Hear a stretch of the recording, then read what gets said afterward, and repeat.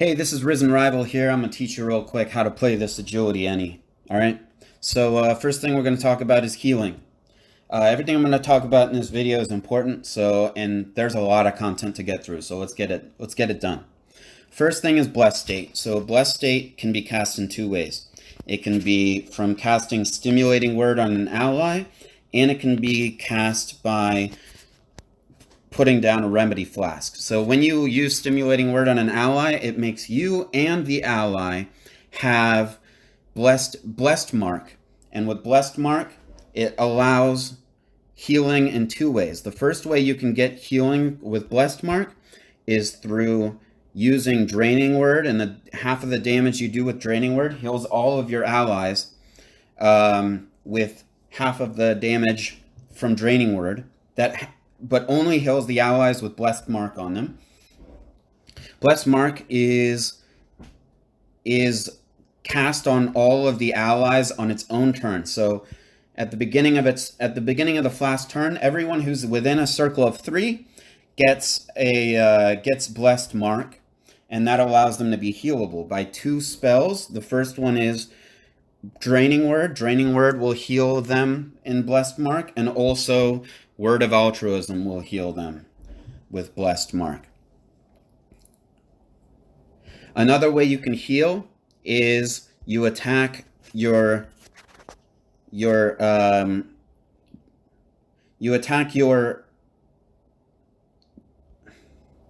remedy flask with an air spell, and that causes the flask on its turn to heal everyone within a circle of 3 on its turn, and it'll heal you for nearly the amount of damage that you cast on it. Okay, so if you have your Schaefer right here, or really anything that's within a circle of 3 of the remedy flask, when you hit it with an air move, it's going to heal everyone within a circle of 3 on the flask turn. Next thing we're going to cover, remedy flask burst, and the way that works is either it's destroyed or you summon a new one, and when you do that, it bursts the current remedy flask and places a glyph of healing. But the glyph of healing is based on the intelligence stat, so it's not super useful for someone who is agility. But I have a little bit of int, so I can heal a little bit with my remedy flask glyph that's placed after the flask is destroyed. Which goes into that both Toxic Flask and Remedy Flask, both of them put down a glyph when they're destroyed, and I'll get into that. So next thing we're going to cover is damage.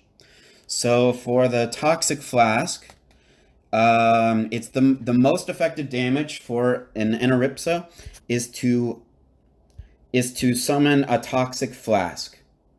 And if you summon a Toxic Flask, the best use of your AP is to push your enemies near the Toxic Flask. I did the calculations. The best use of your AP to maximize damage, put all your enemies as close as you can within 2 circles. Actually, not as close as you can. Within 2 circles of the Toxic Flask, you're good to go. You'll do a lot of damage. And the poison hits for 3 turns. It's the most reliable sort of damage, because even if the enemy gets away, it's still getting poisoned for 3 turns. And the poison releases from the remedy flask onto your enemies on the flask's turn. So the enemies don't need to stay next to the flask to get poisoned. On the flask's turn, it'll poison everything next to it. And then there's Infected State. Whenever an enemy is hit by the Toxic Flask, they get an Infected State 1, and it goes all the way to Infected State 3. And the higher the Infected State, the more damage the flask does when it's destroyed. So Infected State is something that damage is taken into account when the flask is destroyed. Let me show you how that works. So when either the flask dies, oh, look at that. How lovely. How lovely. So when the flask dies,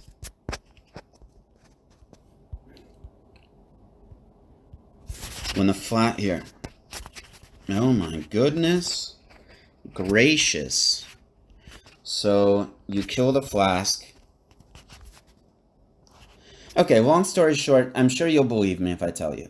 When the flask is destroyed, everyone with an infected state takes hella damage. So if you keep on getting the enemy near the toxic flask, it'll increase its infected state, and when the flask is destroyed, it does hella damage. So much damage. Now the next thing I want to cover is that when the infected state, when the toxic flask is destroyed,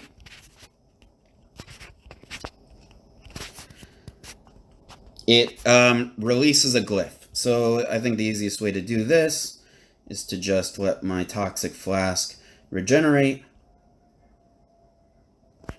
And when you cast it, it puts a glyph, which you can't even see because I'm killing the scarecrows too quickly.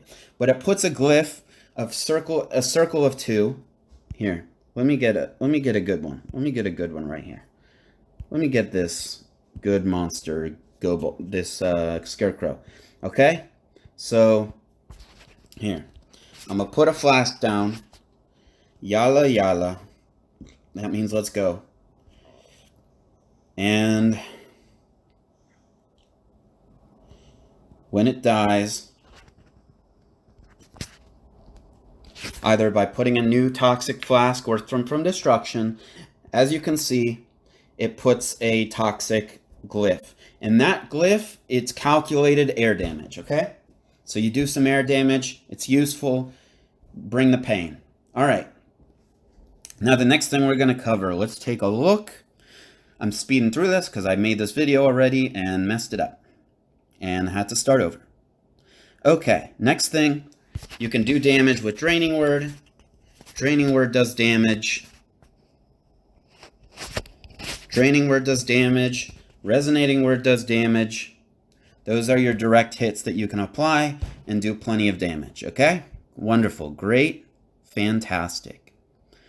And, oh, and then there's also Mocking Word, which applies an MP poison. Doesn't do any direct damage, but it applies an MP poison. The damage is pretty heavy, okay? And I also want to note that when you put the blessed mark on your allies, Draining Word, at least from my experience, Draining Word will not heal your allies if it kills the target. Maybe I'm wrong, but from what I noticed, Draining Word, you cast it on the enemy, it kills them, it doesn't heal your allies. That's just what I've noticed, okay? So let's talk about Maneuverability. The best spell is Resonating Word because it attracts the toxic flask to 5 cells at level 6. So if you got an enemy or an ally here, like let's pretend the Schaefer is an enemy, then you cast Resonating Word to it, and it attracts the flask to it. So this is how you do damage. This is how you get the flask to hit as many enemies as possible, is you push it around, and you also have Frightening Word. You can push enemies as much as you can. And yeah, and so you get as many enemies within the range of the flask as you can. The circle is 2 for the toxic flask. Got it, got it. All right. Now, next thing we're going to cover. So yeah, Frightening Word, Release, Resonating Word. It's your job to get the enemies next to the toxic flask. And I'll cover strategies for maneuverability later on. Now let's talk about Yokoni. So with Yokoni, you summon it, and it's got, ooh, shoot. I don't have my mount equipped. 1 second. I need to equip my mount, because my mount gives me 1 summon and 1 range, and I need that.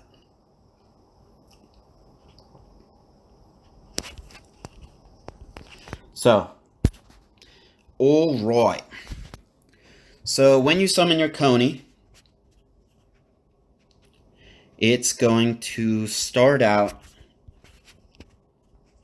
in the fire state. There's the fire state, the water state, and the air state. When it's in the fire state, it heals you. Isn't that lovely? And when you give it AP, it heals you twice. But the problem with this fire state Koni, the problem is that it removes the blessed mark from yourself and allies. Okay? Okay. So that means that the Koni sometimes does more damage than you want, more than it heals. That's a problem. You can't have it remove blessed marks. So what do? I got a solution for you. Don't worry. So what you do is you summon the remedy flask first. Fuck this sorry, I cussed. I didn't mean to do that. F this Koni. F it. Seriously. Seriously, F it. And as soon as the Koni is available once again, so what you do is you summon the remedy flask, and then you summon the Koni. And the thing here is, if you summon the Koni last, or reassign it as last by summoning it again, the Koni heals you first, and then the remedy flask puts the blessed mark on you. That means that you can have your Koni heal you and have your remedy flask put blessed mark on you at the same time, because the Koni will remove blessed mark, but your remedy flask will reapply it. And I'd like to note that only the fire state Koni is going to remove the state. So if you put it in water state, which let's point this out. So you use heartwarming word on your Koni state to give it fire state. And if it's not already in fire, when you summon it, it should already be in fire state. But if it's not in fire state, you put heartwarming word, and it goes back in fire state. But also you have this spell. What is it called?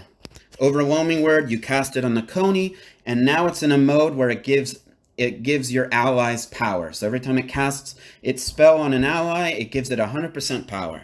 And then resonating word, you cast on the Koni, and it gives MP. Okay? Okay. So only the healing Koni removes the blessed state. So summon the remedy flask first, and then the Koni, and no worries. Okay? Wonderful. Let's get going.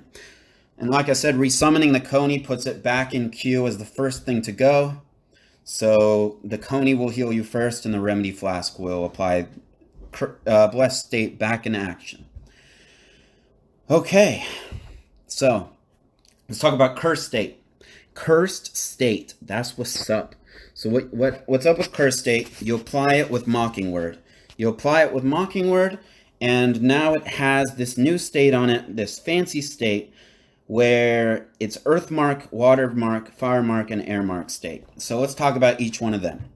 So when it has cursed mark, it has 4 things that can happen. It all depends on what's the next spell to hit it.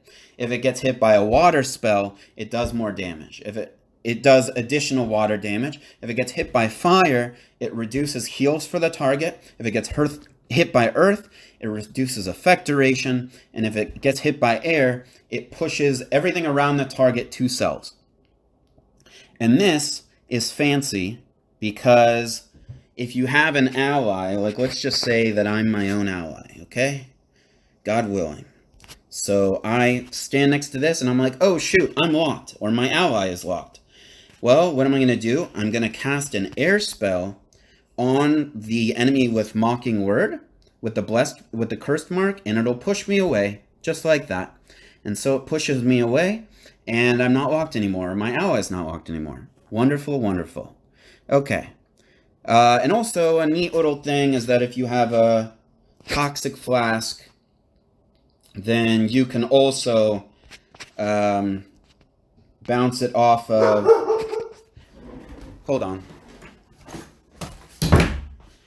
I definitely don't feel like editing this video a whole bunch. Alright, so you put mocking word on the enemy, and then you cast an air spell on the enemy, and it pushes your flask, hopefully to position your flask to a better place.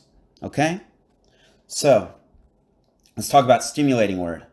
A target that you boost AP will have a stimulated state for 3 turns, not allowing another boost of AP until it subsides. So if you cast Stimulating Word on an ally, it gives that ally... Oops, I cast the wrong spell. Okay, Yala. You cast it, both of you get AP, and then yourself and the ally you boost their AP both get a blessed mark. I believe I covered that already. But with Stimulated State, you can anything with a stimulated state, which it gets 3 turns after you increase its AP, cannot have its AP boosted again. Okay? And that includes with the Zellor. I don't know if Zellors know this, but if they look at their spells, their AP boost spell now gives stimulated state. That means that an ENI and a Zellor cannot boost AP on an ally at the same time. Okay? But, in the case where you have, like, let me show you an example. So each turn I'm running at a blessed mark. And for the Eniripsa, what I learned is that if an Eniripsa casts Stimulating Word on themselves, even when they have stimulated state, they can reapply blessed mark to themselves, even when they have stimulating state, but only when you cast Stimulating Word on yourself. Okay? So you can do that, reapply blessed mark, and all of a sudden your Draining Word can heal you once again. Wonderful, wonderful. Now let's talk about Flask Technicalities. Flasks that are resummoned destroy the previous summoned flask. This makes Glyph and Infected States takes effect. When I want to reiterate that Infected State level 3, which means that the enemy has been poisoned by the Toxic Flask 3 times, when the Toxic Flask is destroyed, the damage is insane. So take advantage of that, okay? Next thing, Unsettling Word cast on Flask will swap with the Flask, destroy it, and places a glyph in the old position. So watch this fancy thing right here.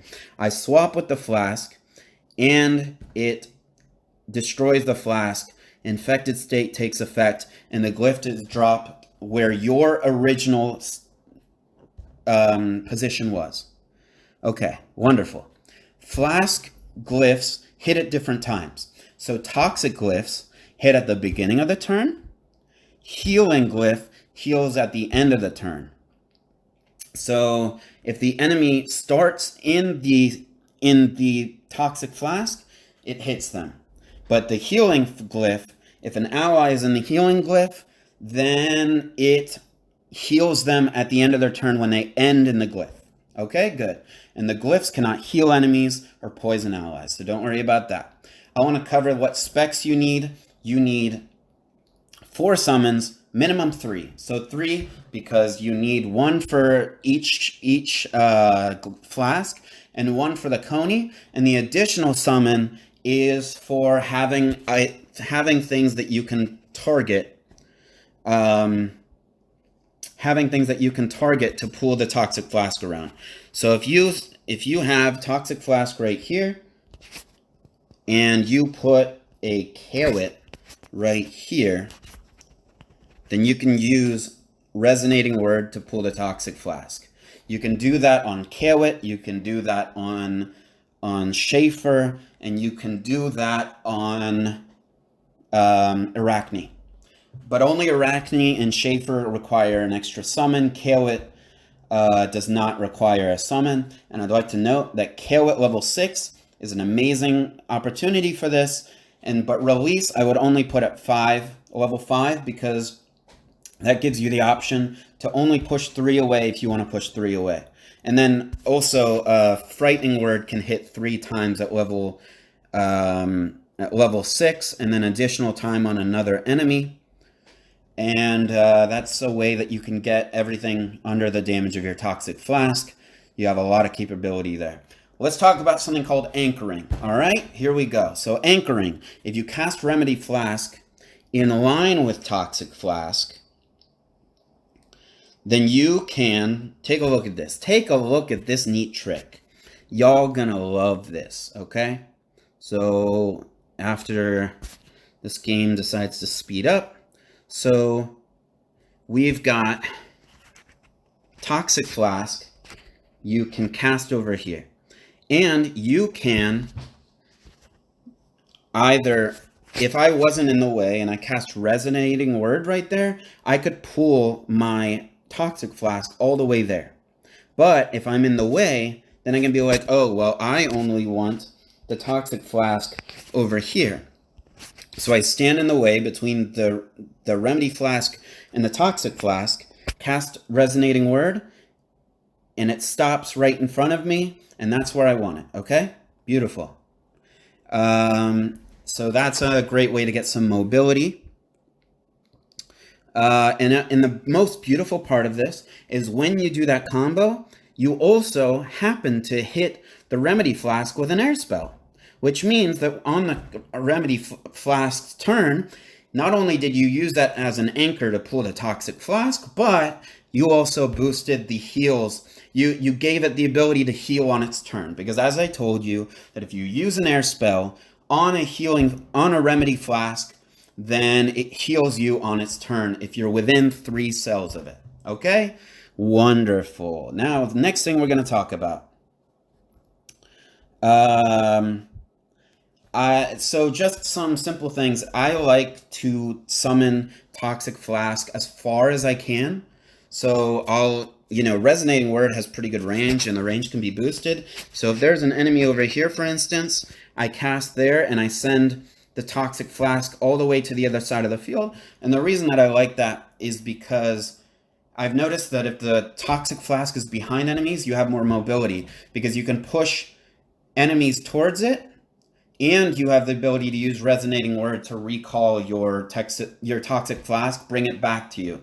I just noticed, long story short, you'll figure this out by yourself. Toxic Flask is better further than the enemies, because you can push the enemies to it and pull it towards you. So you'll learn that on your own. And also, I've learned that, you know what? I already said that. So, yeah, you know what? There it is. I covered everything. I'm hoping that I don't have to edit this video, because I got everything jam-packed into this short recording. And God bless everybody. I hope that we find new joy in this agility and Aripsa, and it brings us a lot of happiness to be able to heal significantly and do decent damage. This is a wonderful update, and I love this update. So guys, like, comment, subscribe, do me a huge favor, subscribe to my channel, and I love all of you. See ya.